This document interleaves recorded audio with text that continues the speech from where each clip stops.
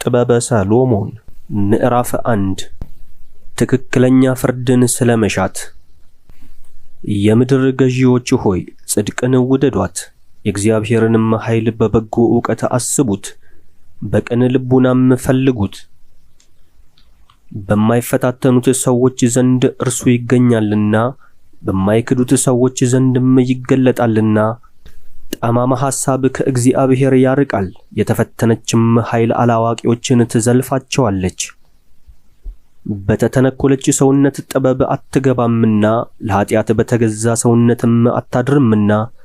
ተግሣጽን የሚገልጽ መንፈስ ቅዱስ ክፉውን ትምህርት ያርቃልና፣ ከሰነፎችም ልቡና ድል ነስቶ ይሄዳልና፣ በሚመጣም ጊዜ ክፉውን ይዘልፈዋል።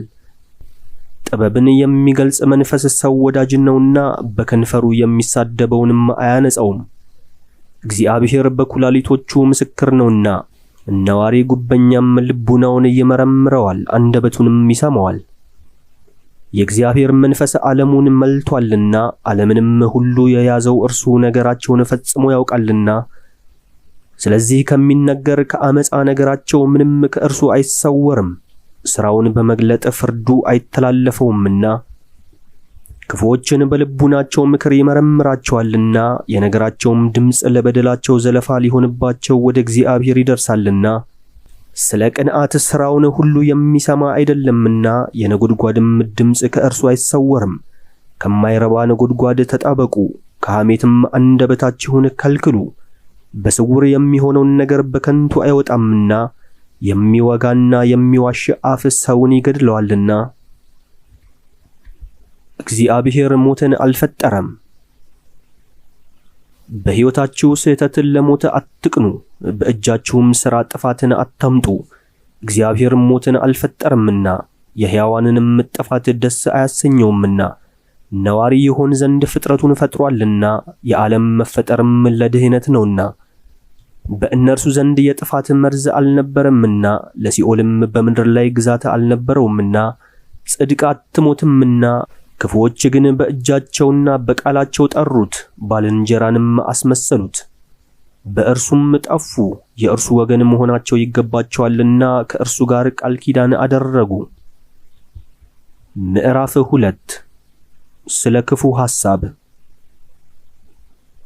የቀና ነገርን ሳያስቡ ራሳቸው እንዲህ አሉ፣ ሕይወታችን ጥቂት ነው፣ የሚያሳዝንም ነው። ለሰውም ሞት መድኃኒት የለውም፣ ከመቃብርም የተመለሰ የታወቀ የለምና። እኛ በከንቱ ተፈጥረናልና፣ ከዚህም በኋላ እንዳልተፈጠርን እንሆናለን።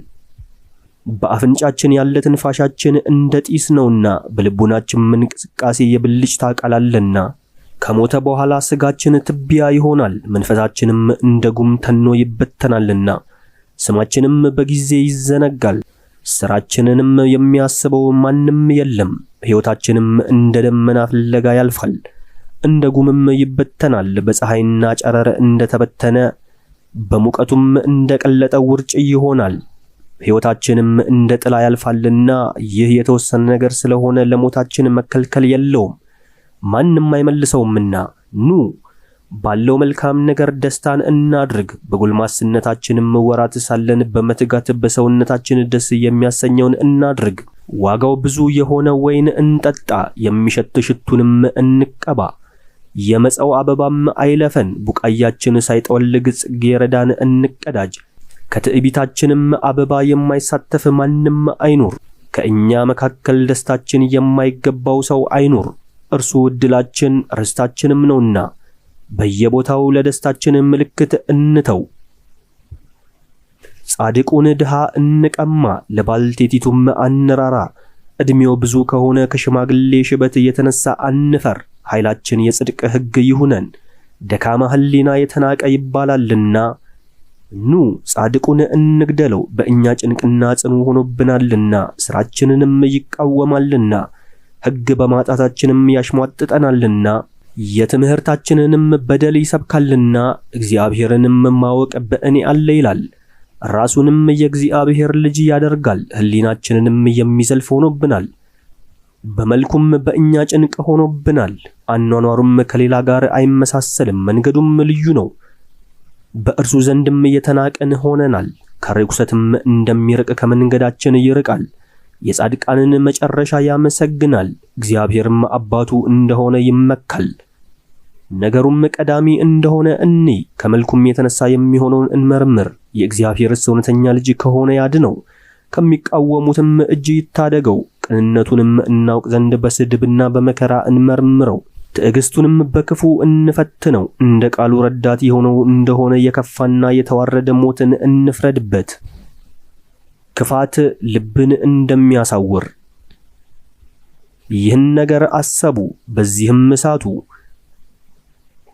ክፋታቸው የልብ ዕውሮች አድርጋቸዋለችና የእግዚአብሔርን ምስጢር አላወቁም፣ የጻድቁንም ዋጋ ተስፋ አላደረጉም።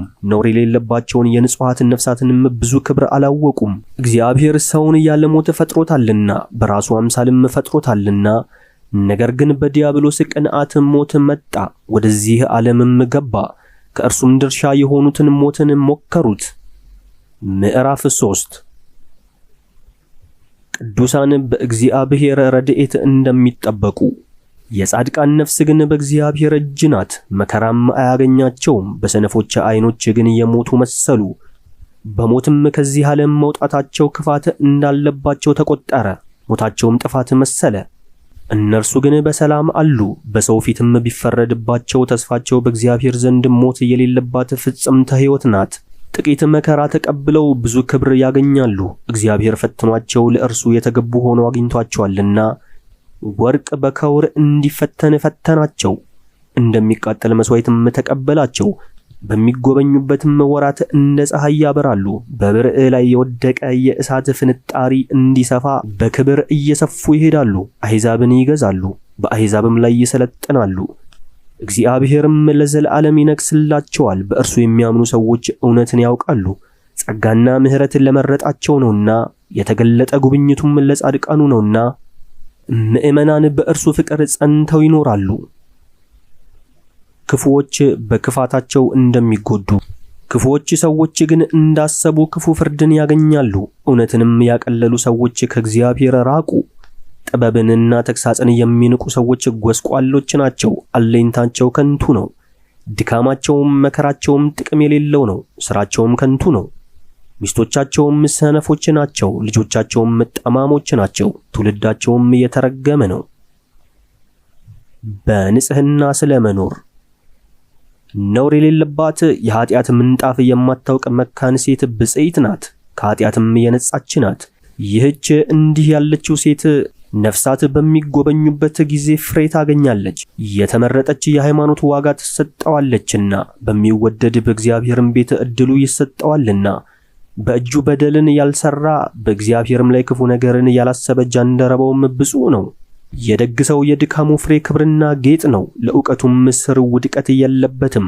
የአመንዝራዎች ልጆች ግን ከቁጥር የጎደሉ ይሆናሉ። ከሕግ ተላላፊ መኝታ የተወለደ ልጅም ይጠፋል። ኑሯቸውም በምድር ላይ ቢበዛ ምንም አይቆጠርም። ሽምግልናቸውም በፍጻሜያቸው የጎሰቆለ ይሆናል።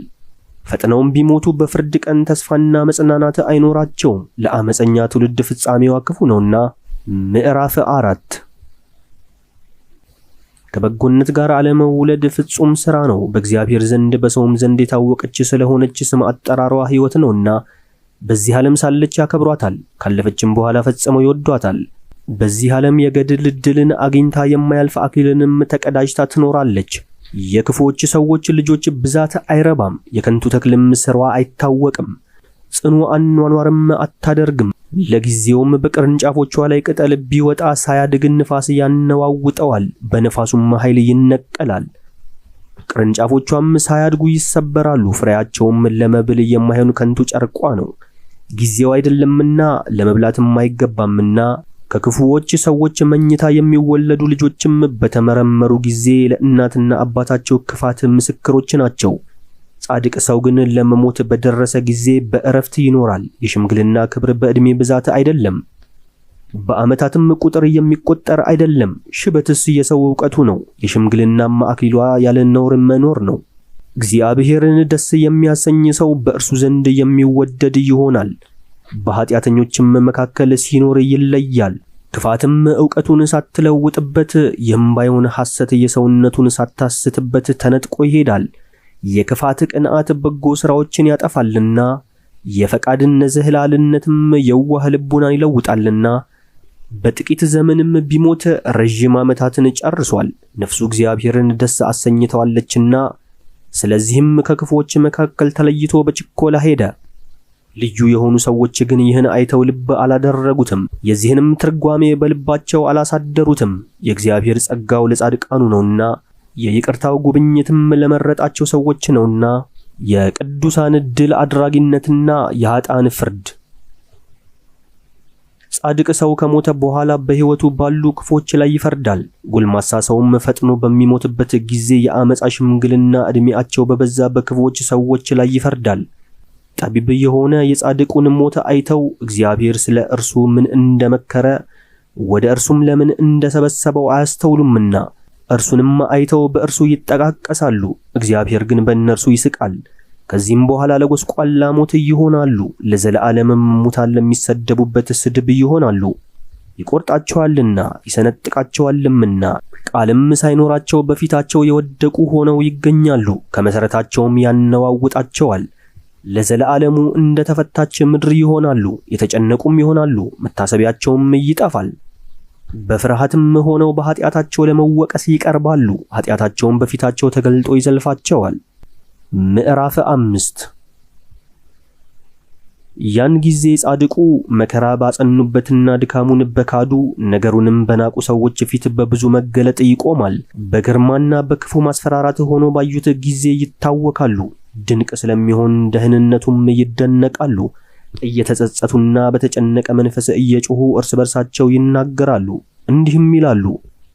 ቀድሞ በእኛ በሰነፎች ዘንድ መሳቂያና ማሽሟጠጫ የሆነው ሥራውን ስንፍና ሞቱንም የተናቀ ያደረግንበት ይህ ነውን? እንዴት የእግዚአብሔር ልጅ ሆነ? ርስቱስ እንዴት ለቅዱሳን ሆነች? ስለዚህ ከቀና መንገድ ወጥተን ስተናል። የጽድቅ ብርሃንም አልተገለጠልንም፣ ፀሐይም አልወጣልንም። በደልንና ጥፋትን በመንገዳችን ሞላን፣ በምድረ በዳም ሄድን፣ የእግዚአብሔርን መንገድ አላወቅንም። ትዕቢት ምን ጠቀመን? ከትዕቢት ጋር ያለ ባለጠግነት ምን አመጣልን? ይህ ሁሉ እንደ ጥላ አላፊ ነው፣ ፈጥኖም እንደሚሄድ ወሬ ነው።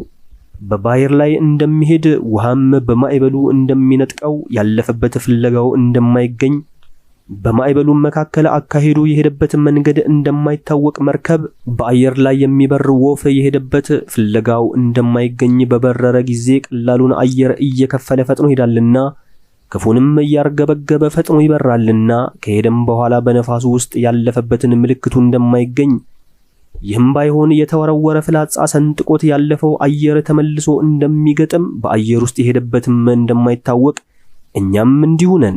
በተወለድን ጊዜ ጠፋን፣ በክፋታችን ጠፋን እንጂ በጎ ምልክትን እናሳይ ዘንድ አልተገባንም። የክፉዎች ሰዎች ተስፋቸው ንፋስ እንደሚበትነው ትቢያ በንፋስ ቀልጦ እንደሚጠፋ ረቂቅ ውርጭ በነፋስም ተበትኖ እንደሚጠፋ ጢስ አንድ ቀንም አድሮ እንደሚሄድ መጻተኛ ስም አጠራር ነው። ጻድቃን የሚያገኙት ዋጋ። ጻድቃን ግን ለዘለዓለም ይኖራሉ፣ ዋጋቸውም በእግዚአብሔር ዘንድ የጸና ነው፣ ጥበቃቸውም በልዑል ዘንድ ነው። ስለዚህም የክብር መንግሥትና ጌጥ ያለው አክሊልን ከእግዚአብሔር እጅ ይቀበላሉ።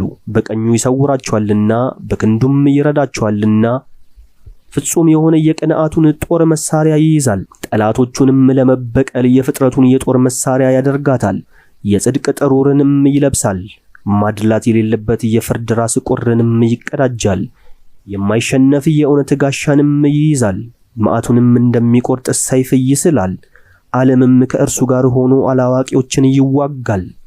ፈጥኖ ያገኛቸው ዘንድ በአሳቾች ሰዎች ላይ የመብረቆቹ ድል ነጎድ በቀጥታ ይሄድባቸዋል። መልካም ሆኖ ከተገተረ ቀስት እንደሚወረወር ፍላጻ ከደመናዎች ውስጥ ወደ ዓላማቸው ይወረወራሉ። ከመዓቱ ድል ነጎድ ደንጊያም ፈጥኖ በረዶን ያወርዳል። የባሕሩንም ውሃ በእርሱ ላይ ይበሳጭባቸዋል። ፈሳሾችም ይነዋወጣሉ፣ ፈጥነውም ይከቧቸዋል። ኃይል ያለው ነፋስም ይቃወማቸዋል፣ እንደ ነፋስም ያደርቃቸዋል። ኃጢአት ምድሩን ሁሉ ታጠፋለችና ክፉ መስራት የኃያላኑን ዙፋን ይገለብጣልና ይበትናቸዋል። ምዕራፍ 6 የገዢዎች ኃላፊነት። ነገሥታት ሆይ ስሙ አስተውሉም፣ የምድር ዳርቻንም የምትገዙ መኳንንት ሆይ እወቁ። ብዙ ምድርን የምትገዙ በሰራዊትም ብዛት የምትታበዩ ስሙ። እግዚአብሔር ኃይልን ሰጥቷችኋልና ግዛታችሁም ከልዑል ዘንድ ነው። ምግባራችሁንም የሚመረምር እርሱ ነው፣ ምክራችሁንም ይመረምራል። እናንተ የመንግሥቱ መልእክተኞች ስትሆኑ የቀና ፍርድን እንዴት አትፈርዱም? ሕጉንስ እንዴት አልጠበቃችሁም? በእግዚአብሔርስ መንገድ እንዴት አልሄዳችሁም? ፈጥኖ የሚቃወማችሁ ድንጋጼን በላያችሁ ያመጣል።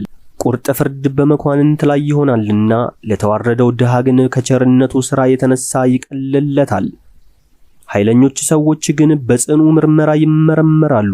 እግዚአብሔር ፊት አይቶ አያዳላምና የታላቁንም መከበር አያፍርምና፣ እንደዚሁም ታናሹንና ታላቁን ስለፈጠረ ለገዡና ለተገዡ ሁሉ ያስባል ይወስንላቸዋልም። በኃያላን ግን ጽኑ ምርመራ ይደርስባቸዋል። ክፎችና ግፈኞች መኳንንት ሆይ ጥበብን እንድታውቁና እንዳትሰነካከሉ ነገሬ ለእናንተ ነው።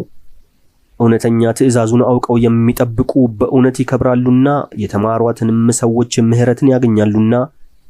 እንግዲህ ወዲህ ነገሬን ተመኟት ውደዷትም፣ ይቅርታንና ቸርነትንም ታገኙ ዘንድ ተመከሩ። የጥበብ ዋጋ።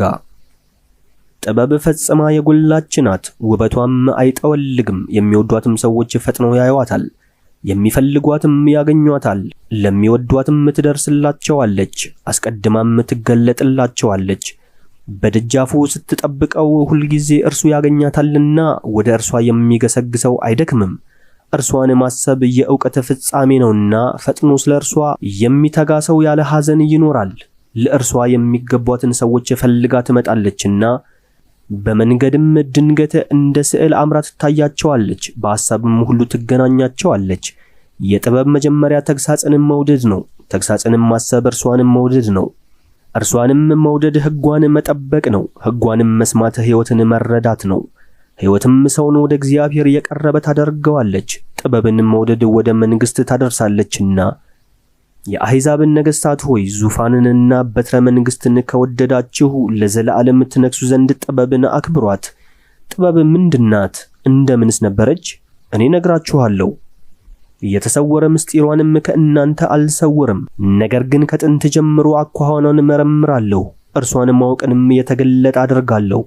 እውነትንም አልተላለፍም፣ በምቀኛ ቅንዓት አልኖርም። እንዲህ ያለ ሰው ከጥበብ ጋር አንድ አይሆንምና፣ የጠቢባን ብዛት የዓለም መድኃኒት ነውና፣ አስተዋይ ንጉሥም ለሕዝቡ ጠበቃ ነው።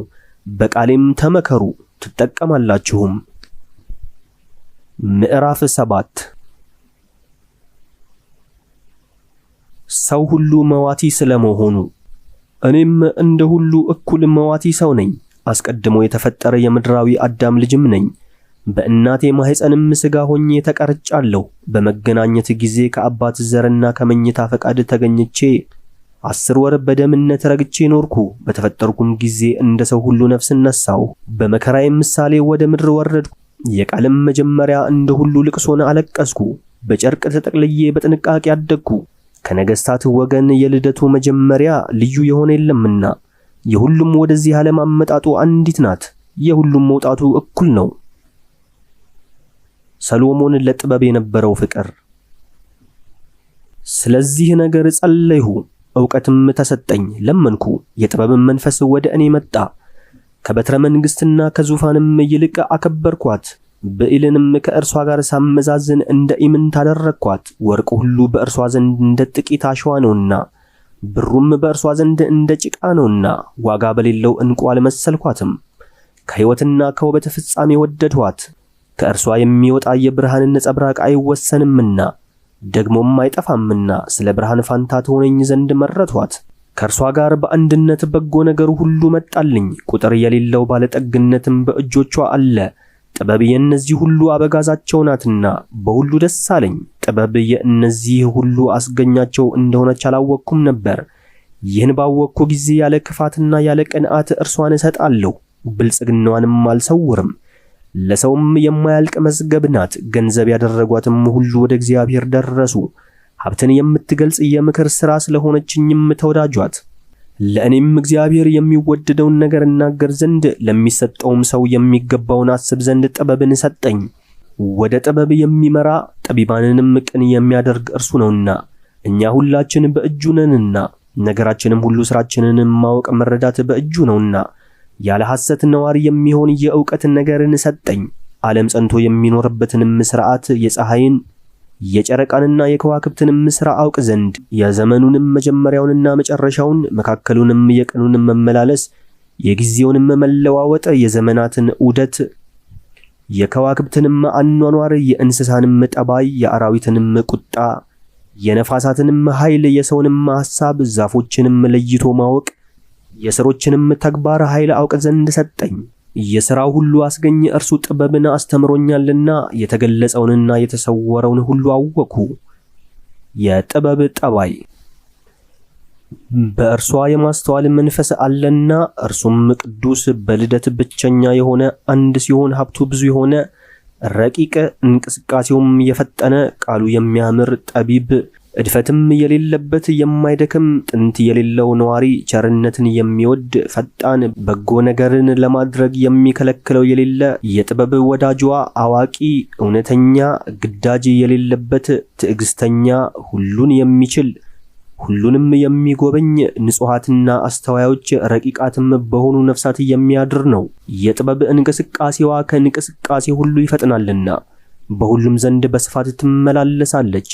ስለ ንጽህናዋም ጽሬት በሁሉ ትሄዳለች።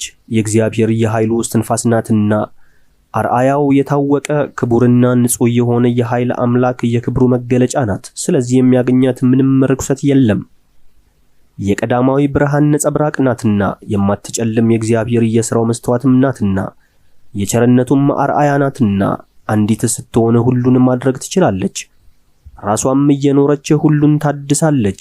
በየትውልዱም በጻድቃን ሰውነት ትተላለፋለች። የእግዚአብሔርም ወዳጆችና ነቢያቱ ታደርጋቸዋለች። እግዚአብሔር ከጥበብ ጋር ከሚኖር ሰው በቀር የሚወደው የለምና በእርሷ ከፀሐይ ይልቅ በመልክ ታምራለችና ከከዋክብትም ሥርዓት ሁሉ ትበልጣለች።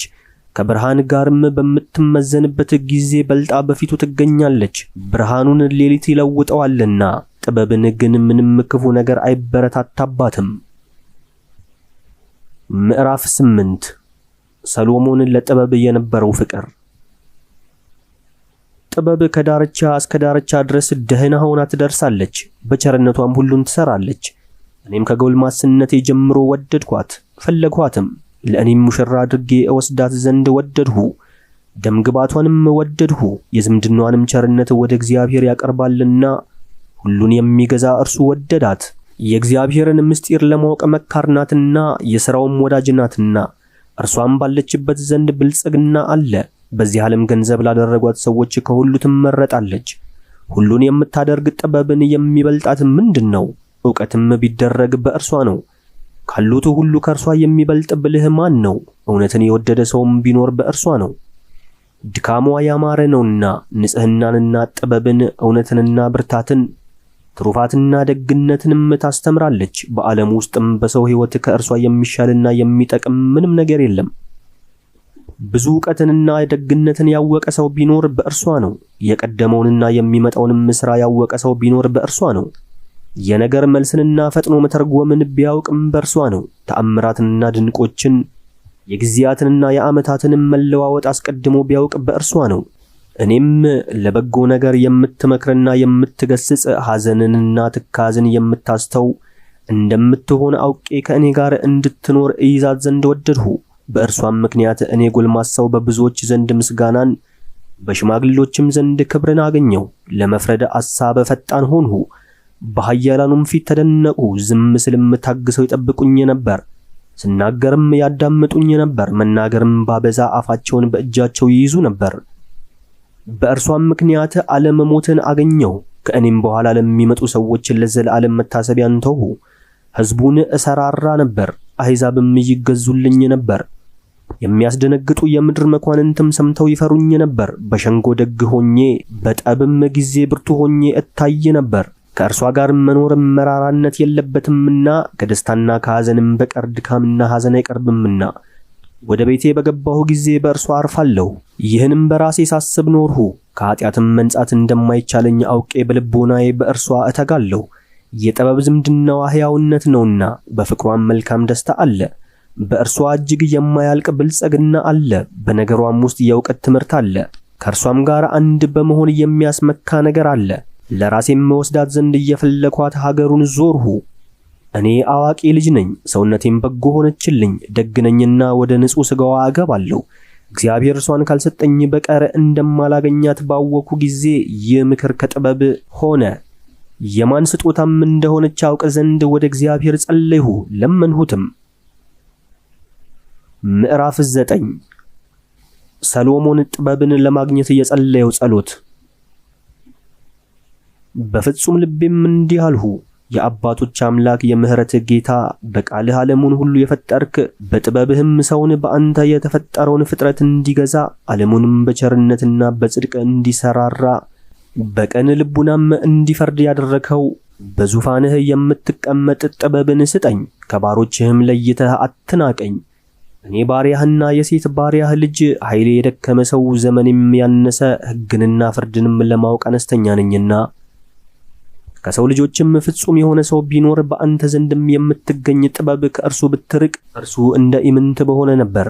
አንተ ለሕዝብህ ንጉሥ፣ ለወንዶች ልጆችህና ለሴቶች ልጆችህም ገዢ አድርገህ መረጥኸኝ። በቅዱስ ተራራህ ላይ ቤተ መቅደስ በማረፊያህም ሀገር ከጥንት ጀምሮ ባዘጋጀኸው በቅድስናህ ማደሪያ አምሳል መሠዊያ እንዲሠራ አዘዝ። ሥራህንም የምታውቅ ጥበብ ከአንተ ጋር ነበረች፣ ዓለምንም በፈጠርክ ጊዜ ነበረች። በፊትህ ደስ የሚያሰኝህም ምን እንደሆነ ለትእዛዝህ የቀናው ምን እንደሆነ ትረዳ ነበር። ተነስታ ትመጣ ዘንድ ከከበሩ ሰማዮች ከጌትነትህ ዙፋን ወደ እኔ ላካት። ከእኔም ጋር ትኖርና ትደክም ዘንድ ደስ የሚያሰኝህም ምን እንደሆነ አውቅ ዘንድ ላካት። አንተ የምታውቀውን ሥራ ሁሉ ታውቃለችና ንጹሕ አድርጋ ወደ ሥራዎች ሁሉ ትምራኝ፣ በኃይሏም ትጠብቀኝ።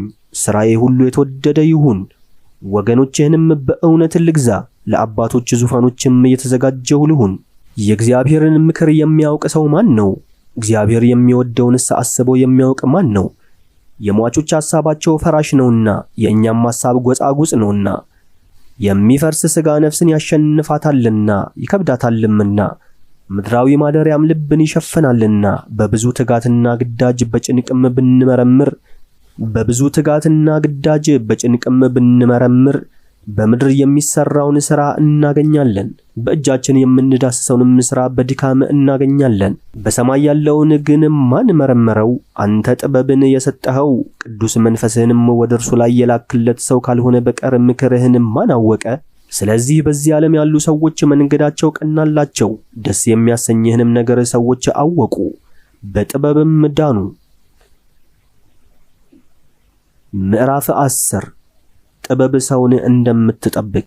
ይህች አስቀድሞ የተፈጠረ የዓለምን አባት ጠበቀች፣ ብቻውንም ከተፈጠረ በኋላ እንደ አደራ ጠበቀችው። ከራሱ በደልም አዳነችው፣ ሁሉንም ይገዛና ይይዝ ዘንድ ኃይልን ሰጠችው። በደለኛና ግፈኛ ሰውን በቁጣው ከእርሷ በራቀ ጊዜ ወንድሞቻቸውን ከሚገድሉ ሰዎች ጋር በመዓት ጠፉ። ዳግመኛ ምድር በማያ አይህ በጠፋች ጊዜ ጥበብ ጻድቁን አዳነችው፣ በተናቀ እንጨት ዕቃም አሻገረችው። አሕዛብ ወደ ተለያየ ክፋትና ጥመት ተጨልጠው በሄዱ ጊዜ ጻድቁን አመለከተችው። ያለ በደልና ያለ ነውር ለእግዚአብሔር ጠበቀችው፣ በቸርነትም የጸና ልጁን ጠበቀችው። ያለ በደልና ያለ ነውር ለእግዚአብሔር ጠበቀችው፣ በቸርነትም የጸና ልጁን ጠበቀች። ይህች ከሚጠፉ ዝንጎች ሰዎች ለይታ ጻድቁን ልጅ አዳነች። በአምስቱ ከተሞችም ላይ እሳት በወረደች ጊዜ በመሸሽ አዳነችው። ለክፋታቸው ምስክር ልትሆን እስከ ዛሬ ድረስ ምድረ በዳ ሆና እየጤሰቻለች። ተክሎቿም በጊዜዋ ቢያፈሩ ፍጹማን ያልሆኑ ናቸው። ያላመነች ሰውነትም መታሰቢያ ሆኖ የሚታይ የጨው ድንጋይ ሆና ቆማለች። እነዚህ ጥበብን የተላለፉ ናቸውና ደግ ነገርን ባለማወቅ የደረሰባቸውን መዓት በማወቅ እንደነዚያ የጠፉ ብቻ አይደለም፣ ነገር ግን የበደሉትን በደል መሰወር እንዳልተቻላቸው መጠን ለስንፍናቸው መታሰቢያን በዚህ ዓለም ተዉ። ጥበብስ የሚያገለግሏትን ሰዎች ከድካምና ከመከራ አዳነች። ይህች ከወንድሙ ቁጣ የተነሳ የሸሸውን ጻድቅ ሰው ወደ ቀና መንገድ መራችው፣ የእግዚአብሔርንም መንግሥት አሳየችው። የተቀደሱትንም ማወቅን ሰጠችው፣ ከድካሙ የተነሳም አበለጸገችው፣ ጥሪቱንም አበዛችለት። ከሚቀሙትና ከሚበረታቱበትም ሰዎች የተነሳ ጠበቃ ሆና ቆመችለት፣ ረዳችውም። ከጠላቶቹም እንደ አደራ ዕቃ ጠበቀችው፣ ከከበቡትም ሰዎች አዳነችው። ለእግዚአብሔርም በበጎ መገዛት ከሁሉ እንደሚጸና ያውቅ ዘንድ በጽኑ ገድል ጊዜ ድልን ሰጠችው።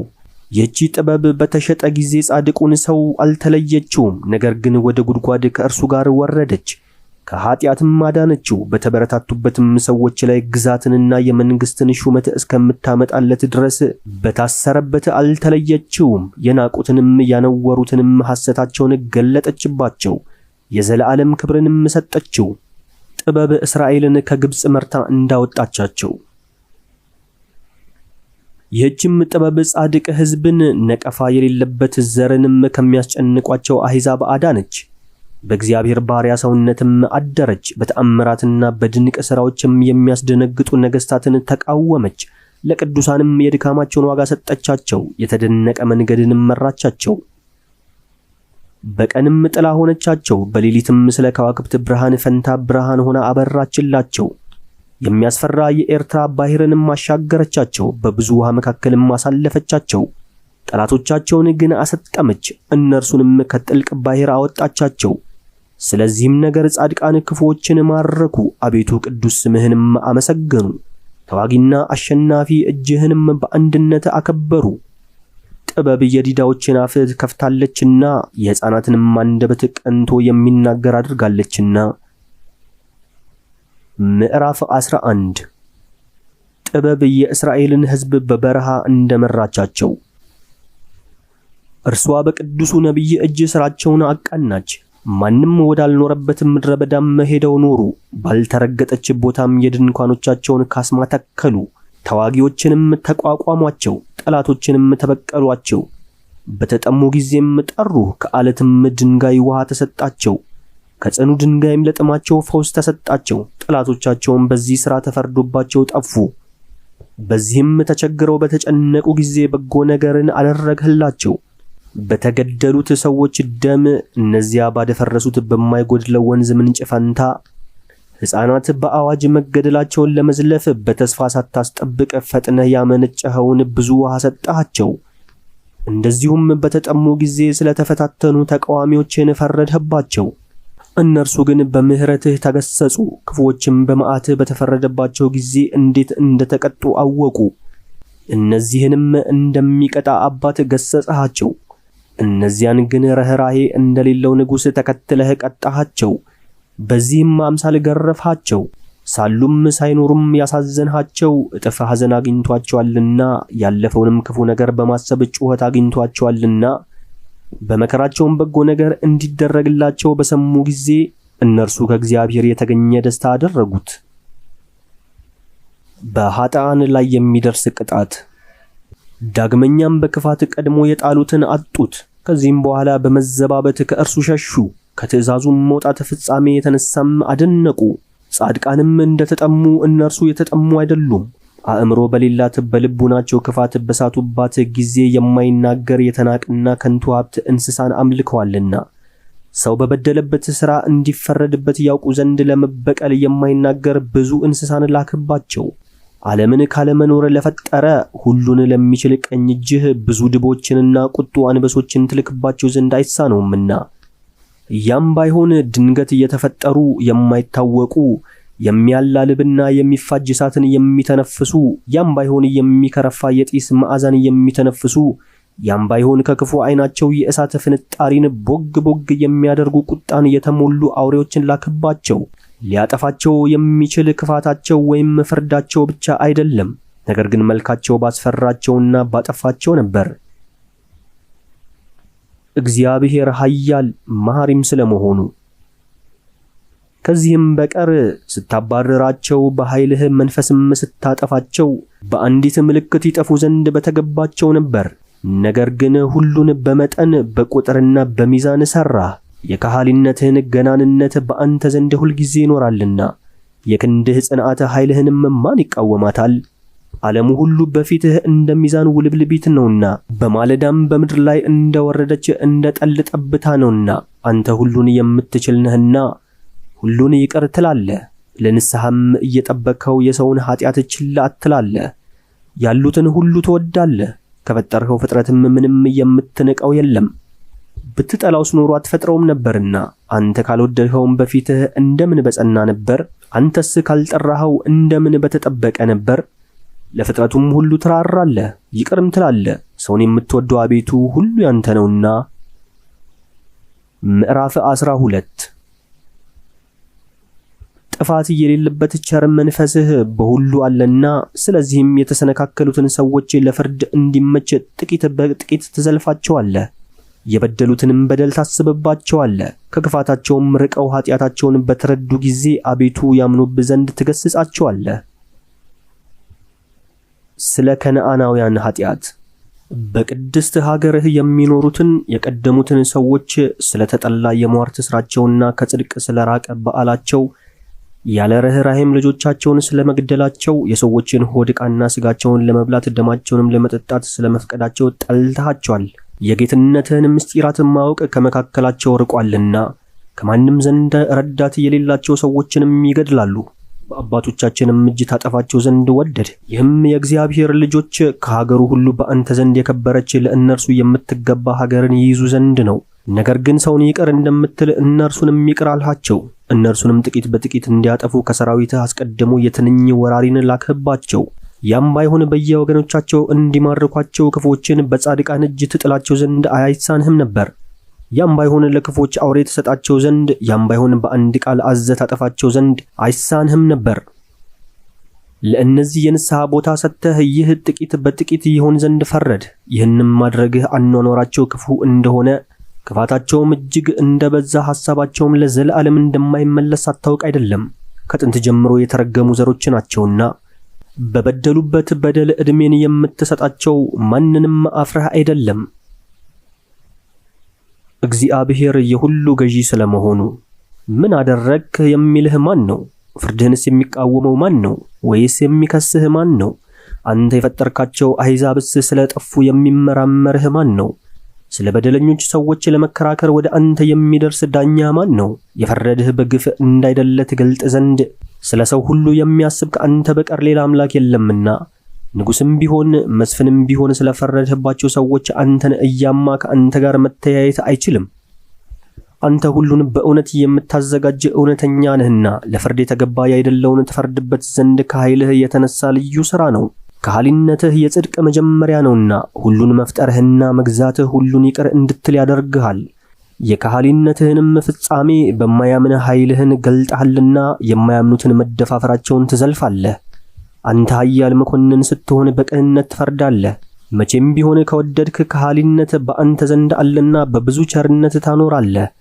እንዲህ ባለ ሥራም ጻድቅ ሰው ርኅሩና ሰው ወዳጅ መሆን ይገባው ዘንድ ወገኖችህን አስተማር። ለልጆችህም በጎ ተስፋን አደረግ። አንተ ለበደለኛ ንስሐን ትሰጣለህና ለሞት የሚገቡ እነዚህ የልጆችህ ጠላቶች ባሉበት ዘንድም በእንዲህ ያለ ትዕግሥት ፈረድ። ከክፉም ይድኑባት ዘንድ ዘመንንና መንገድን ሰጠሃቸው።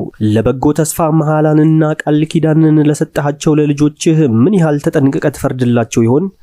ስለዚህም በፈረድህባቸው ጊዜ ቸርነትህን እናስብ ዘንድ እኛን እየመከርክ ጠላቶቻችንን በብዙ ፍርድ ብዙ ጊዜ ትቀጣቸዋለህ። በፈረድህብንም ጊዜ ይቅርታህን ተስፋ እናደርጋለን። ስለ ግብፃውያን ቅጣት። በዚህ ግን በስንፍናና በኃጢአት እየኖሩ በደለኞች ሰዎችን ቀጣ። በየራሳቸውም ኃጢአት ፈረድህባቸው። በጠላቶቻቸው ዘንድ ያሉ የተዋረዱ ከብቶችን አማልክት እያሉ ብዙ ዘመን በስህተት ጎዳና ተጎድተዋልና ዕውቀት እንደሌላቸው ልጆችም ሐሰትን ተናገሩ። ስለዚህም ምክንያት እንደሌላቸው ሕፃናት ስለሆኑ እንደ ዋዛቸው መጠን ፍርድን በእነርሱ ላይ አመጣ። በቁጣው ተግሣጽ ካልተመለሱ የጻድቅ እግዚአብሔር የፍርዱን እንጀራ ይቅመሱ። እነርሱ ባገኛቸው መከራ አንጎራጉረዋልና ቸልም ብለዋልና አማልክት እንደሆኑ ባሰቧቸው በእነዚህ በጣዖታቱ በተፈረደባቸው ጊዜ ቀድሞ የካዱትን ያውቁታል፣ ጻድቅ አምላክ እንደሆነም ያውቁታል። ስለዚህም ፍጹም የፍርድ ቅጣት ደረሰባቸው። ምዕራፍ 13 የጣዖት አምልኮ ከንቱነት። እግዚአብሔርን የማወቅ ጉድለት በልቡናቸው ያለባቸው ሰዎች ሁሉ በእውነት ከንቱ ናቸውና በሚታዩ መልካም ነገሮች ያለውን ያውቁ ዘንድ ተሳናቸው። ሥራውንም እያዩ ሰሪውን አላወቁትም። ነገር ግን እሳትንና ፈጥኖ የሚነፍሰውን ነፋስ ወይም የከዋክብትን ዙረት ወይም የውሃውን ሞገድ ወይም የሰማይ ብርሃናትን ዓለሙን የሚያስተዳድሩ አማልክት አስመሰሏቸው። በመልካቸው ውበት ደስ ባላቸው ጊዜ እነዚህን ፍጥረታት አማልክት ካደረጓቸው ውበትን የፈጠረ እርሱ ይህን ፍጥረት ፈጥሯልና የእነዚህ ጌታ ፈጽሞ እንደሚበልጥ ይወቁ። ከኃይላቸውና ከሥራቸው የተነሳ ከተደነቁስ የፈጠራቸው እርሱ ፈጽሞ ኃያል እንደሆነ ያስተውሉ። ፍጡራን የፍጥረታትን ውበት ታላቅነት አይተው የፍጥረታትን ፈጣሪ በእርሱ መስለውታል። ነገር ግን ከዚህ ጋር ዳግመኛ አምላክን እየፈለጉት ያገኙትም ዘንድ እየወደዱ ቢሳሳቱ በእነርሱ ላይ የሚኖረው ነቀፋ ጥቂት አይደለም። ወደ ሥራው ተመልሰው በፈለጉት ነበርና እነርሱ ግን በማየት አበቁ፣ የሚታዩት መልካሞች ናቸውና።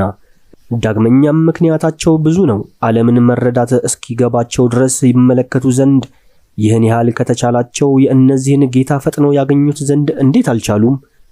ከወርቅና ከብር በጥበብ የተሰሩ የሰው እጅ ሥራዎችን የእንስሳ ምሳሌን ወይም የማይጠቅም የጥንት የእጅ ሥራ ድንጋይን አማልክት ብለው የሚጠሩ እነዚህ ጎስቋሎች ናቸው።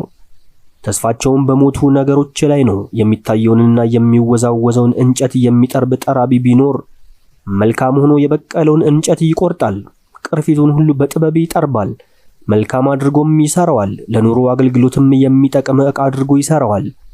ምግቡንም ለማዘጋጀት የሥራውን ጠረባ ከፈጸመ በኋላ ይጠግባል። ዳግመኛም ለምንም ከማይጠቅም እንጨት እየተረፈ ጉማጁን፣ ጉጣሙንና ጫፉ ሁሉ የጠመመውን እንጨት ወስዶ ሥራውን በማስተንተን ይጠርበዋል። ከዚህም በኋላ በቦዘነበት ቀን በሰው መልክ መስሎ ይቀርጸዋል፣ ወይም ከንቱ በሚሆን በእንስሳ ምስል ይሰራዋል። በቀይ ቀለምም ይቀባዋል፣ በጣዖቱም ቀለም አግብቶ ቀይ ያደርገዋል። ያለበትንም ጉድለት ይሞላል። ለእርሱም የሚገባ የውቅር ቤት ይሰራል፣ በሰራለት ቦታም ያኖረዋል። ከግድግዳውም አስጠግቶ በብረት ይቸነክረዋል። ምስል ነውና የሚረዳውንም ይፈልጋልና ራሱን መርዳት እንደማይችል አውቆ እንዳይወድቅበት ይጠነቀቃል። ከዚህም በኋላ ስለ ገንዘቡና ስለ ሚስቱ ስለ ልጆቹም ወደ እርሱ ይለምናል። ነፍስ ከሌለው ከጣዖቱ ጋርም ሲነጋገር አያፍርም። ስለ ፈውስ ወደ በሽተኛው ይለምናል። ስለ ሕይወትም መዋቲውን ይለምናል። ስለ እርዳታም መርዳት ወደማይችለው ደካማ ይማልዳል። ስለ መንገድም ነገር ይንቀሳቀስ ዘንድ ወደማይቻለውና አንዲት እርምጃን ወደማይራመደው ይለምናል። ስለ ብልጽግናና ስለ ሥራም፣ ስለ ማግኘትም፣ የእጅን ሥራም ስለ ማቅናት እጆቹ ምንም ወደማይሰሩ ይለምናል። ኃይልንና ሥራ ማፍጠንንም ይሰጠው ዘንድ ምንም ኃይል ከሌለው ከእርሱ ይፈልጋል። ምዕራፍ 14 የጣዖት ከንቱነት። ዳግመኛም ሰው በክፉ የባሕር ማዕበል መካከል ይሄድ ዘንድ ወዶ በመርከብ ላይ በወጣ ጊዜ ከምትሸከመው ከመርከቢቱ ከሚዋረደውና ከሚደክመው እንጨት ይለምናል። ያን ጣዖት ትርፍ በመውደድ ሰርቶታልና ብልህም በብልሃቱ ሰርቶታልና። አብ ሆይ ያንተ አመራር ግን ሁሉን ትሰራለች። በባሕር ውስጥ መንገድን በሞገድም መካከል ጽኑ መተላለፊያን ሰጥተሃልና ወደ መርከብ በመውጣት ዳግመኛም ያለ ጥበብ ሰውን በባሕር ላይ በማሳለፍ በእውነት ሁሉንም ማዳን እንደሚቻልህ ታሳይ ዘንድ የጥበብህ ሥራው ስንፍና እንዳይሆን ትወዳለህ። ስለዚህ ሰዎች ሰውነታቸውን በተናቀና በተዋረደ እንጨት ተማምነው በታላቅና በታናሽ መርከብ በሞገዱ መካከል ተሻግረው ይድናሉ። ቀድሞም ትዕቢተኞች ራእይት በጠፉ ጊዜ የዓለም ተስፋ በመርከብ ተጭኖና ተጠግቶ ዳነ። በእጅህም ተመርቶ የሰውን ዘር ለዓለም አተረፈ። ይህ መርከብ ጽድቅ ይሰራበት ዘንድ ተባርኳልና። በእጅ የተሰራው ግን የሚጠፋ ሲሆን አምላክ ስለተባለ የተረገመ ነው። የሰራውም ይህን በመስራቱ ርጉም ነው፣ በእግዚአብሔር ዘንድ ክፉና ክፋቱ በትክክል ተጠልቷልና። የተሰራው ሥራ ከሰሪው ጋር ይፈረድበታልና። ስለዚህም በአሕዛብ ጣዖታት ምርመራ ይደረጋል። ፍጥረትን ለማጥፋት ለሰዎችም ነፍሳት መሰናክል፣ ለአላዋቂዎችም ሰዎች እግሮችም ወጥመድ ሆኖ ተሰርቷልና።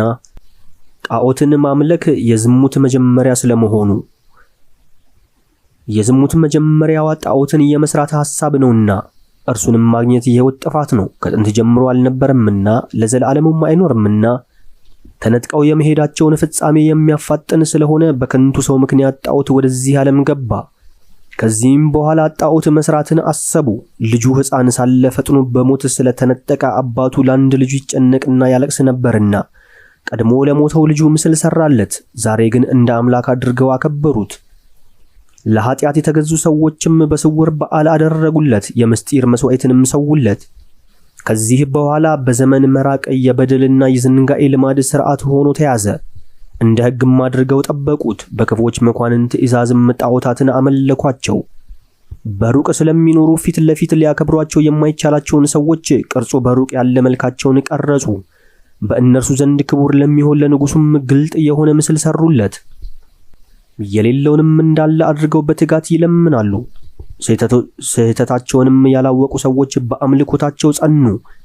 የጥበበኛውንም ክብር ወደ ጣዖት አምልኮ መለሱ። ዳግመኛም ገዢውን ንጉሥ አድልቶ ደስ ያሰኘው ዘንድ የሚወድ አለ። በአማረና በተሻለ ሁኔታ ምስሉን ለመስራት ተራቋልና በሥራውም መልክ ማማር ደስ ስላላቸው ብዙ ሰዎች በዚህ ተሳቡ። ከጥቂት ቀን አስቀድሞ በትንሽ ክብር የነበረ ሰውንም ዛሬ እንደ አምላክ አደረጉት። በችግር ወይም በግድ ሰው ሁሉ ተገዝቷልና ይህ ለሰው መሰናክልን ሆነ። ከእነርሱም ጋር አንድነት የሌለውን የፈጣሪን ስም ለሚጠቀሙባቸው ለድንጋይና እንጨት አድርገውታልና። የአምልኮ ጣዖት ውጤት። ዳግመኛም እግዚአብሔርን ካለማወቃቸው የተነሳ ስህተታቸው አልበቃቸውም። ነገር ግን በታላቅ ሰልፍ ሳሉ በስንፍናቸው ይኖራሉ። ይህን ያህል ክፉ የሆነውንም ታላቅ አደረጉት። ሰላም ብለውም ጠሩት። ልጆቻቸውንም የሚሰዉ አሉና የተሰወረ ምስጢርንም ያደርጋሉ። በልዩ ሥርዓትም እየተቅበዘበዙ ያስባሉ። ሕጋቸውንና ጋብቻቸውንም አልጠበቁም። ነገር ግን ባልንጀራውን ይገድለዋል፣ ያም ባይሆን ያባብለዋል፣ በሽተኛም ያደርገው ዘንድ ተስፋ ይሰጠዋል። ሥራዎቻቸው ሁሉ ደም ከማፍሰስና ነፍስ ከመግደል ጋር፣ ከመስረቅም ጋር፣ ከሐሰትና ከጥፋት፣ ምስጋናንም ከማጉደል ጋር፣ ካለማመንም ጋር፣ ከመሐላና በጎውን ሰው ከማወቅ ጋር፣ ዋጋን ካለማሰብ ጋር፣ ሰውነትን ከማስተዳደፍ ጋር፣ ፍጥረትንም ከመለወጥ ጋር፣ የጋብቻን ሥርዓት ከማፍረስ ጋር፣ ከምንዝርና ከርኩሰት ጋር የተቀላቀለ ነው። ስም የሌላቸው ጣዖቶችንም ማምለክ የክፋት ሁሉ መጀመሪያ ነውና የፍጻሜውም ምክንያት ነውና የሚያመልኳቸው ሰዎች እንደነዚህ ደስ ቢላቸው አእምሮአቸውን ያጣሉና ያም ባይሆን በሐሰት ትንቢት ይናገራሉ። ያም ባይሆን ይሙት በቃውን ያድናሉ። ያም ባይሆን ፈጥነው ይምላሉ። ቃልና ዕውቀት ያላቸው እነዚህ ሁሉን እንደሚያውቅ እንደ ፈጣሪ አድርገው ነፍስ የሌለው ሐሰተኛና ድዳ ጣዖትን ይታመናሉ። ቢምሉም እንደሚፈረድባቸው አያስቡም። እውነተኛ ፍርድ በአንድነት ያገኛቸዋል። ጣዖቱን በተመለከቱ ጊዜ በእግዚአብሔር ክፉ ነገርን አስበዋልና የፈጣሪን እውነት አቃለው በግፍና በሐሰት ምለውበታልና በኃጢአታቸው የተፈረደባቸውን ፍርድ ለማስተላለፍ ነው እንጂ ኃይሉን ይገልጥብናል ሲሉ የማሉ አይደለምና። እንግዲህ ሁልጊዜ ሰውን በሚበድሉ ሰዎች ወንጀል ላይ ፍርድ ትምጣባቸው። ምዕራፍ 15 እውነተኛውን አምላክ የማምለክ ጥቅም። አንተ ፈጣሪያችን ግን ቸር እውነተኛ ታጋሽም ነህ። በምህረትህም ሁሉን ትሰራለህ። ኃይልህን እያወቅን ብንበድል ያንተ መሆናችንን እያወቅንም ባንበድል ያንተ ነን። አንተም ማወቅ ፍጽምት ጽድቅ ናትና ኃይልህንም ማወቅ የሕይወት ስር ናትና።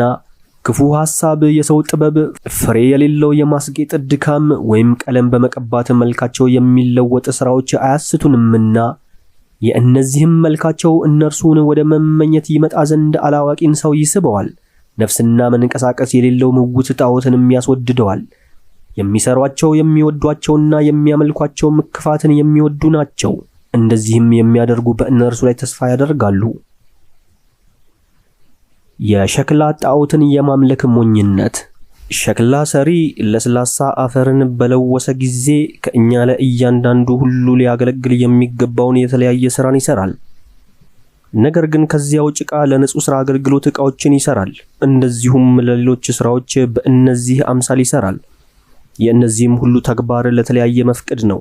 ነገር ግን ይህ ወይም ያ ለምን ጥቅም እንደሚውል ፈራጁ ዳኛ ሸክላ ሰሪው ነው። ለክፋት የሚደክም ሰው ግን ከዚያ ጭቃ ከንቱ ጣዖትን ይሰራል። ይህም ከጥቂት ቀን አስቀድሞ ከምድር ተሰራ፣ ከጥቂት ቀንም በኋላ ከእርሷ ወደ ወጣባት ምድር ይመለስ ዘንድ አለው። ስለ ነፍሱ ፍርድም ይመረመራል። በእርሱም ዘንድ ያለው ትጋት ይሰራና ይደክም ዘንድ ስላለውና ሕይወቱም ጥቂት ስለሆነ አይደለም።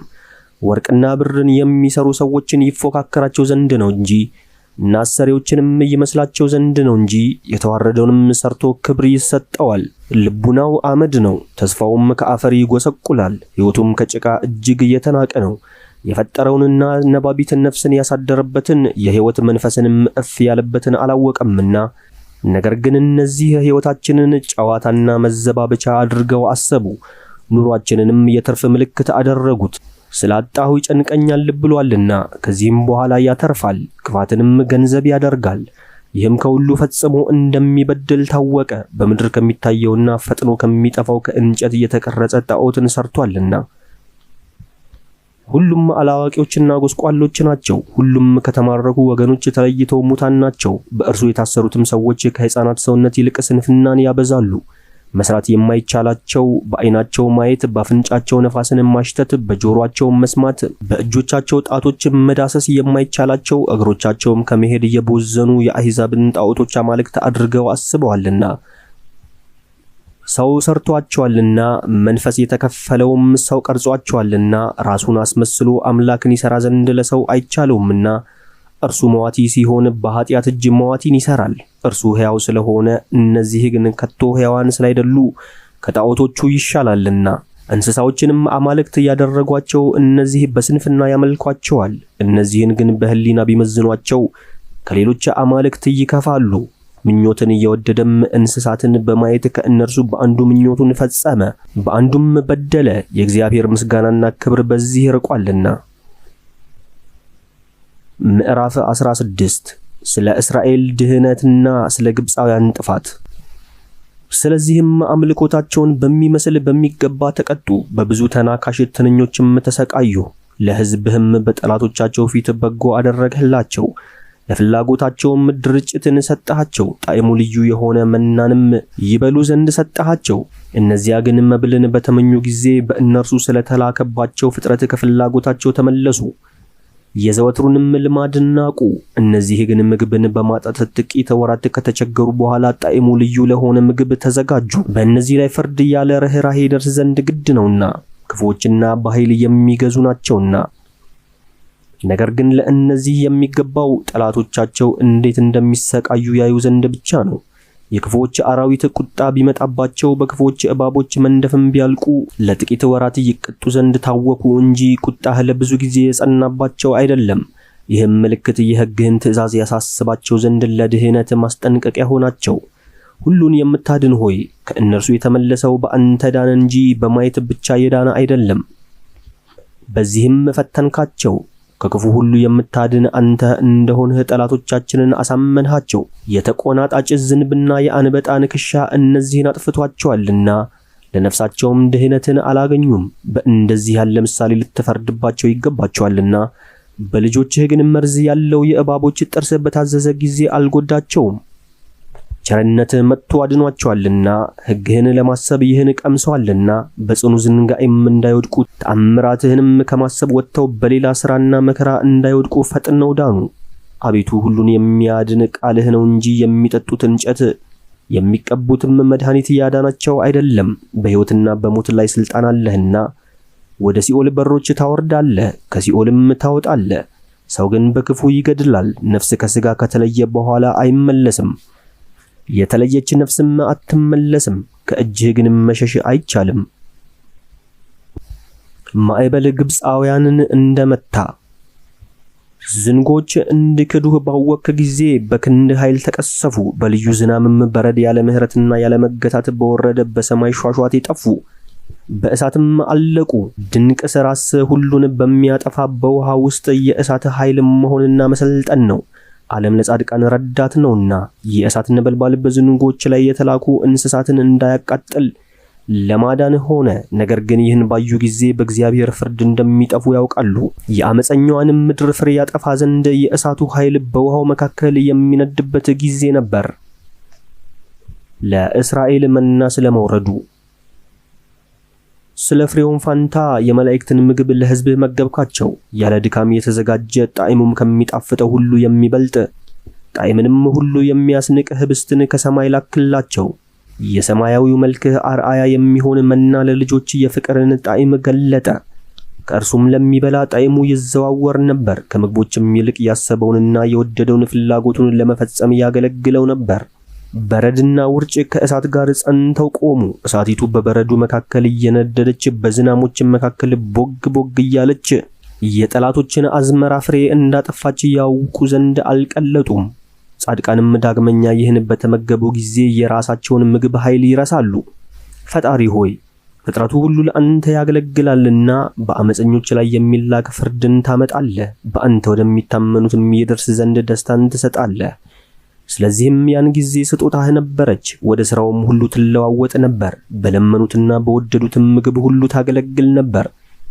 አቤቱ በአንተ ያመኑ ሰዎችን ቃልህ ይጠብቃቸዋል እንጂ ሰው የሚመገበው የተለያየ የዘር ፍሬ እንዳይደለ የወደድሃቸው ልጆች ያውቁ ዘንድ ነው። እሳት የማያጠፋው መና በጥቂት የፀሐይ ሙቀት ሞቆ ቀልጧልና በፀሐይ መውጫ በኩል አንተን እናመሰግን ዘንድ ወደ አንተም እንለምን ዘንድ ፀሐይ ወደ እኛ እንዲመጣ ይፈለጋልና ይህ ይታወቅ ዘንድ ነው። ለማያመሰግን አለኝታው እንደ ክረምት ውርጭ ይቀልጣልና እንደማይረባ ርኩስ ውሃም ይፈሳልና። ምዕራፍ 17 በግብፃውያን ላይ ፍርሃት በሌሊት እንደወደቀባቸው። ፍርድህ ታላቅ ነው፣ ለመናገርም ድንቅ ነው። ስለዚህም የፈጣሪ ትምህርት የሌላቸው ሰውነቶች ሳቱ።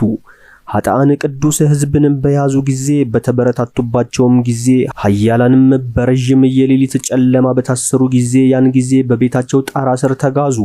ከዘለዓለማዊው አገልግሎት ሥርዓትም ሸሽተው ተገኙ። የበደሉትንም አስበው በውስጡ ብርሃን በሌለበት ቤት ውስጥ ከዝንጋኤ መጋረጃ በታች ተሰወሩ። እጅግም እየተደነቁ በድንጋጤ ቀለጡ፣ በምትሃትም ታወኩ። የያዛቸው አመንዝራ ከድንጋጤ ጠብቃቸው ዘንድ አልቻለም። ነገሩ ስቅጥጥ የሚያደርግ የታላቅ ቃል ድምፅም ያውካቸው ጀመር። የክፉ ምትሃትም መልክም ፊቱ ያዘነውን ሁሉ አጠፋ። የእሳቱም ብርሃን አንዲት ሰዓት እንኳን ያበራ ዘንድ አልቻለም። የብርሃኑም ከዋክብት ብርሃንም ለዚያች ለምታስፈራው ሌሊት ጨለማ ያበራ ዘንድ አልቻለም። ነገር ግን ከዚህ ከሚታየው መልክ ይልቅ ግርማው ፍጹም የሆነ ከማይታዩት መልኮች ይልቅ የከፋ ብቸኛ እሳት ድንገት ታያቸው። በሚሳደቡት ላይ የትዕቢት ዘለፋ ሊሆንባቸው የስንፍና ድካም የሆነ የሟርት ሥራን ከወርቅና ከብር አደረጉ። ከታመመች ሰውነት ሁከትና ድንጋጤን ያስወግዱ ዘንድ ተስፋ የሰጡ እነዚህን ፍርሃት አሳመማቸው። ለሳቅም የተገቡ ሆኑ። የሚያውከው ነገር ምንም ባያስፈራቸው የሚበረት ሐዋሲ እንቅስቃሴና የእባቦች ጩኸት አባረራቸው። አስደንግጦም አሸሻቸው። ከሁሉ አቅጣጫ የሚሸሽ ነፋስንም ማየት አልተቻላቸውም። የክፉ ሰው ሥራው የሚያስመሰክርበትና የሚያስፈርድበት አመጽ ነው። ሁልጊዜም እየታወቀውና ዕውቀት ባለው ሕሊና እየተመለከተ ክፉና ጠማማ ሥራን ይቀበላል ይሰራልም። ፍርሃት ምንም አይደለም፣ ነገር ግን የፍርድ ጥርጥርን በሕሊና ያሳድራል። ጥቂት ወይም ጎደሎ የልቡና ጥርጥር ብትኖርም ባለማወቅ ነው፣ በስንፍናም ነው። ለፍርድም መንገድ የምትሰጥ ናት ተብላ ትታሰባለች። በእውነት ሊታገሷት ከማይቻል ከሲኦል ጉድጓድ የወጣች ያቺ ሊታገሷት የማይቻል ሌሊት እነርሱን በሸፈነቻቸው ጊዜ ያችን ቀን ተኝተው ነበር። የሚያስደነግጡ አጋንንት አስደንግጠዋቸዋልና ምትሃትን በማሳየት የሚያሳድዷቸው አሉ። የሰውነትንም ተስፋ የሚያደክም አለ። ያልጠበቁትና ያልተጠራጠሩት ፍርሃትና ድንጋጤም ድንገት ደረሰባቸው። በዚያም ያለው ማንኛውም ሁሉ እንዲህ ነው። የወደቀም ቢሆን በእግር ብረት ወይም ያለ እግር ብረት ታስሮ በእስር ቤት የሚጠበቅም ቢሆን አራሽም ቢሆን እረኛም ቢሆን በምድረ በዳ ተቀምጦ ምድርን በማረስ የሚደክም ምንደኛም ቢሆን ያገኘችውን ያችን አስጨናቂ መከራ ታግሷልና ማህበራቸው በአንዲት የጨለማ እግር ብረት ታስሯልና ያገኛቸው ምትሃት እንዲህ ነው። የሚያፋጭ ምትሃት ወይም ጭፍቅ ካሉና ከሚያስጠልሉ ከዛፎች የተነሳ ድምፁ ያማረ የቅርንጫፎች ቃል ወይም ዜማቸው ያማረ የወፎች ድምፅ ወይም በኃይል የሚሄድ የውሃ ሿሿቴ ድምፅ ወይም በማስፈራራት የሚገለባበጡ የዋሻዎች ድምፅ ወይም የሚሮጡና ሩጫቸው የማይታይ እንስሳት ሩጫ ወይም በሚያስፈራ ቃል የሚጮሁ የአውሬዎች ጩኸት ወይም ከአይዋፍና ከአራዊት ድምፅ የተነሳ እርስ በርሳቸው ድምፅን ይለዋውጠው የሚመልሱ የሚያስፈሩ የተራራዎች ድምፅ ነው። አስደንግጦም ያጠፋቸው መከራ እንዲህ ነው። ዓለሙ ሁሉ በሚያበራ ብርሃን ይበራ ነበርና ያለማቋረጥና ያለመከልከልም ሥራውን ይፈጽም ነበርና እነዚህን ግን ብቻቸውን ይወስዳቸው ዘንድ ያለው የጨለማ ምሳሌ የሆነው የሌሊት ክብደት ሰወራቸው። እነርሱ ራሳቸው ለራሳቸው ከጨለማ የጸኑ ናቸው። ምዕራፍ 18 ለእስራኤል ብርሃን እንደወጣላቸው። በጻድቃንህ ዘንድ ግን ታላቅ ብርሃን ነበር። እነዚያ ቃላቸውን ይሰሙ ነበርና መልካቸውን ግን አያዩም ነበርና፣ እነዚያ የሚወዷቸውን ይደበድቧቸው ነበርና፣ የተበደሉትንም መከራ ስለ አጸኑባቸው እርስ በርሳቸው ይመሰጋገኑ ነበር። እነዚህ ግን በተላከላቸው ስጦታ ደስ አላቸው። የማይታወቅ ጎዳናንም ይመራቸው ዘንድ የእሳት አምድን ሰጣቸው። በሚወደደው መንገድ የማያቃጥል ፀሐይን ሰጣቸው። ብርሃንን ያጡ ዘንድ በጨለማ የሚታሰሩ ዘንድ ለእነዚያ ይገባቸዋል። ለዓለም ይሰጥ ዘንድ ያለው የማያልፍ የሕግህ ብርሃን ያላቸው ልጆችህን አስረው አግዘዋቸዋልና። የግብፃውያን የበኩር ልጆች ሞት። የጻድቃን ልጆችን ይገድሉ ዘንድ ባሰቡና በመከሩ ጊዜ ለዘለፋ ሊሆንባቸው አንዱ ሕፃን ተነጥሎ ዳነ። በእርሱም ብዙዎች ልጆቻቸውንና ማህበራቸውን ሁሉ ያለ ርኅራኄ በብዙ ውሃ አጠፋ። የተማማሉባትን መሐላ ባወቁ ጊዜ በፍቅር ያስቧት ዘንድ አባቶቻችን ያችን ሌሊት አወቋት። ለጻድቃን ሕዝብህ ደህንነትን፣ ለተቃዋሚዎች ጠላቶችም ጥፋትን ሰጠ። የሚቃረኑትንም እንዳጠፋቸው እንዲሁ የጠራህንን እኛን አክብረህናልና። አገልጋዮችህ ጻድቃን ያማረ መስዋዕትን ይሰዉ ነበርና በመስማማትም የጌትነትን ሕግ በልቡናቸው አሳድረዋልና። በዚህ አምሳል ቅዱሳን መልካሙን ነገር ተቀበሉ፣ መከራውም ለሚገባቸው ነው። አባቶቻችን ግን የምስጋናውን መዝሙር በደስታ ይዘምሩ ነበር። ነገራቸው ሳይተባበር ከጠላቶች ልቅሶ ጩኸት ጋር ቃላቸው ይገናኝ ነበር። እናቶችም ስለ ልጆቻቸው የልቅሶውን ድምፅ ያደምጡ ነበር። የባሪያውም ቅጣት ከጌታው ጋር በመቅሰፍት ተካከለ። ጭፍራውንና ንጉሡንም ይህች መከራ እኩል አገኘቻቸው። ሁሉም በአንድነት በአንድ አምሳል ሞቱ። ቁጥር የሌላቸው የሞቱ ሰዎች በድኖችም ነበሩ። በአንዲት ሰዓት የከበረች ፍጥረታቸው ፈጽማ ስለጠፋች ሕያዋን የሞቱትን ሰዎች ይቀብሯቸው ዘንድ አልቻሉምና፣ ስለ ሟርታቸውም የመጣባቸውን መቅሰፍት ሁሉ አላወቁምና፣ በባሕር ልጃቸው መጥፋት ሕዝቡ የእግዚአብሔር ልጆች እንደሆኑ አወቁ። ፍጹም ጸጥታ ፍጥረትን ሁሉ በሸፈነ ጊዜ ሌሊቷን በፍጥነቷ መካከል ሳለች ሁሉን የሚችል ቃልህ እንደ ድል አድራጊና ጦረኛ ሆኖ ከሰማያት ከዙፋንም ውስጥ ወደ ጥፋት ምድር መካከል ወረደ። አድሎ የሌለባት ትእዛዝህንም እንደ ተሳለ ሰይፍ ታጥቆ በመካከላቸውም ቆሞ አውራጃዎቻቸውን ሁሉ በሞት ሞላ። ሰማይንም ነካ፣ በምድርም ቆሞ ነበር። ያን ጊዜም በአስፈሪዎች ሕልሞች ምትሃት አወካቸው። ያላሰቧት ድንጋጤም በላያቸው ሰለጠነችባቸው። ከእነርሱም እኩሌታው የሞተ ሆኖ በሌላ ቦታ የሚወድቅ ነበረ። የሚሞቱባትንም ምክንያት ገለጠላቸው። ክፉ ነገር ስለምን እንደሚያገኛቸውና እንደሚያጠፋቸውም ባለማወቅ እንዳይሆኑ ያወኳቸው ሕልሞች አስቀድመው ይህንን ነግረዋቸዋልና። በእስራኤል ላይ ስለታዘዘው መቅሰፍት አሮን እንደጸለየ። ከጻድቃንም አስቀድሞ በሞት የሚያበቃ መከራ ያገኛቸው አሉ። በምድረ በዳም መቅሰፍት ሆነ፣ ከእነርሱም ብዙዎችን አጠፋ። ነገር ግን መቅሰፍቱ ብዙ ዘመን አልዘገየም። ነውር የሌለበት ሰው ጸሎት የሚጸልይበትን ዕጣንም የሚያጥንበትን የአገልግሎት መሳሪያ ልብሰ መትከፉንም ይዞ ፈጥኖ ተዋግቷልና ኃጢአታቸውን ለማቃለል ባለሟልነትን አገኘ። መዓቱን ተቃወመ፣ መቅሰፍቱንም ጸጥ አደረገ። በዚህም ያንተ መልእክተኛ እንደሆነ ራሱን አስታወቀ፣ አጥፊዎችንም አሸነፈ። በስጋዊ ኃይል ወይም በጦር መሳሪያ አይደለም፣ ነገር ግን የአባቶችን መሐላና ቃል ኪዳናቸውን በማሰብ ቀሳፊውን በቃልህ አስወገደ። ብዛታቸው የማይቆጠር የሞቱ ሰዎች እርስ በርሳቸው በወደቁ ጊዜ በበሽተኞቹና በሕያዋኖቹ መካከል ቆሞ መቅሰፍቱን ጸጥ አደረገ። ለሕያዋንም መንገድን ለየ። የዓለሙ ክህነት ሁሉ በልብሱ ጫፍ ላይ ነበርና ባሕሪ በሚባሉት ዕንቁዎች 4 ዙሪያዎች የተቀረጸው የአበውም ክብር በጫንቃው ላይ ነበርና የአንተም ልዕልና በራሱ አክሊል ላይ ነበርና በዚህም የሚያጠፉ ቸነፈሮች ራቁ። እነዚህም ሥራዎችም አስፈሯቸው፣ ነገር ግን መቅሰፍቱ ብቻ በበቃ ነበር። ምዕራፍ 19 ግብፃውያን በኤርትራ ባሕር እንደሰጠሙ።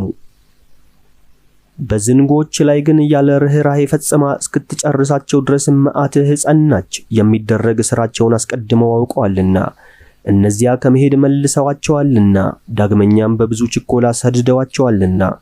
በተጸጸቱም ጊዜ በሩጫ ገሰገሱ፣ በፊታቸውም ማዕበል አለ ብለው ተከተሏቸው። ገና በልቅሶ ሳሉ በመቃብሮቻቸውም ላይ ሲጮሁ ልዩ የስንፍና ሐሳብ አስቧቸዋልና ከእነርሱ ይሄዱ ዘንድ ማልደው ያስወጧቸውን እንደ ኮበለሉ ሰዎች ይከተሏቸው ዘንድ በሩጫ ገሰገሱ። የተገቧት የመከራ መጨረሻ እንደዚህ ሥራ ሳበቻቸው፣ ዝንጋኤም አሳታቸው። የጎደለውንም ፍርድ በፍርዶች ቁጥር ይፈጽሙና ይሞሉ ዘንድ ያገኛቸውን መከራ አላሰቡም። ወገኖችህ ግን ድንቅ መንገድን ሄዱ፣ እነዚያም ክፉ ሞትን አገኙ። እግዚአብሔር እስራኤልን እንደጠበቃቸውና እንደ አዳናቸው። ፍጥረት ሁላ ከወገኖቿ ጋር በእነርሱ ላይ ተለወጠች። ዳግመኛ ልጆችህ ያለ ክፋት በደህና ይጠባበቁባት ዘንድ የታዘዘችበትን ትእዛዝ እያገለገለች ተለወጠች። ደመና ሰፈሩን ጋረደች፣ ውሃዋም ከቀድሞዋ ይልቅ የረጋች ሆና ታየች። የደረቀችውም ምድር የለመለመች መስክ ሆና ታየች። በኤርትራ ባሕር መካከልም መሰናክል የሌለው መንገድ ታየ። በከበረች እጅህና ከፍ ባለች ክንድህ ተጋርደው ወገኖች ሁሉ ባለፉበት ኃይለኛ ማዕበል መካከልም የለመለመ መስክ ታየ። ድንቅ ሥራህንም ባዩ ጊዜ ይህችን እጅህን አመሰገኑ። አቤቱ ያዳናቸው እነርሱ አንተን እያመሰገኑ እንደ ፈረሶች ተሰማሩ፣ እንደ ወይፈኖችም ዘለሉ። በባዕድ ሀገር በእንግድነት በነበሩ ጊዜ ያደረጉትን ሁሉ አስበዋልና ምድራቸው እንስሳትን በማስገኘት ፋንታ ተቆናጣጭ ዝንብን እንዴት አወጣች? ባሕርስ በብዙ ውሃ ውስጥ በነበረው ዓሣ ፈንታ ጓጉንቸርን እንዴት አስገኘች? ከዚህም በኋላ መናውን በመገብካቸው ጊዜ አዲስ የአዕዋፍ ፍጥረትን አዩ። የተድላና የደስታ ምግብንም በተመኙና በለመኑ ጊዜም ብዙ ፍላጎታቸውን ለማርካት ከባሕር ውስጥ ብዙ ድርጭት ወጣላቸው። ከመብረቆች ያልራቀች ቀድሞ በተአምር በተደረገው የመቅሰፍት ኃይል የምትመስል መቅሰፍት በኃጥአን ላይ መጣች። እነርሱ እንደ ክፋታቸው ሚዛን በእውነት ተፈርዶባቸዋልና እንግዶችን ስለመቀበል እጅግ የተጠላ ጠባይን ወደዋልና እነዚህ የማያውቋቸው በደረሱ ጊዜ አልተቀበሏቸውም። እነዚያ ግን መልካም እያደረጉ ሲጠቅሟቸው በእነርሱ ዘንድ በእንግድነት የኖሩትን አስጨንቀው ገዟቸው። በዚህም ብቻ አይደለም፣ ነገር ግን ለሥራቸው መጎብኛና መመርመሪያ ይሆን ዘንድ ነው። በእነርሱ ዘንድ እንግዳ የሆኑትን በጭንቅ ይቀበሏቸው ነበርና እነዚህ ግን በዓል በማድረግ የተቀበሏቸውንና ከእነርሱ የአንድ ሕግ ተካፋዮች ያደረጓቸውን ጻድቃን በጭንቅ መከራ ጸኑባቸው። ስለዚህ በጻድቃን ደጃፍ እንደተሰበሰቡ እንደነዚያ ሰዎች ብርሃንን በማጣት ተቀጡ። ድንገት በጥልቅ ጨለማ ተግዘዋልና ከእነርሱም እያንዳንዱ የቤቱን የደጃፉን መግቢያ መንገድ ይፈልግ ነበር። ብርሃናት ከባሕሪያቸው ተለውጠውባቸው ነበርና የዜማውን ነገር በማወቅ የበገናው ስም እንደሚለወጥ የቀናም ሆኖ በዜማው ጸንቶ እንደሚኖር በየወገናቸው የተፈጠሩትን በማየት ፈጽሞ የሚሰፈር ሥራም እንዲሁ ነው። የእግዚአብሔር ተአምራዊ ኃይል በደረቅ ያሉ ፍጥረቶች ወደ ውሃ ተመልሰዋልና በውሃ የሚንቀሳቀሱና የሚዋኙ ፍጥረታትም ኑሯቸው ወደ የብስ ተመልሰዋልና እሳቱም በውሃ ውስጥ ፈጽሞ በረታ። ውሃውም የባሕሪውን ተፈጥሮ ሰወረ። ፈጥኖ የሚጠፋ የእሳቱም ነበልባል ሥራው ባይደለ በመካከላቸው ወዲያና ወዲህ እያለና እየተመላለሰ የከብቶችን ሥጋ አላቃጠለም። የማይጠፋ የፍጥረታት ወገን እሳትም ፈጥኖ የሚቀልጥ ውርጭን አላቀለጠውም። አቤቱ በሥራው ሁሉ የወገኖችህን ክብር ፈጽመህ አብዝተሃልና በሁሉም አክብርሃቸዋልና ወደ እኛም በመጣው ነገር ሁሉ ቸርነትህን አላራቅህብንም። እኛንም በየጊዜው ቸል አላልከንም። በየቦታውም ሁሉ በዚያ አንተ ትኖራለህ። ተፈጸመ። ስለተከታተሉን እናመሰግናለን። መልካም ጊዜ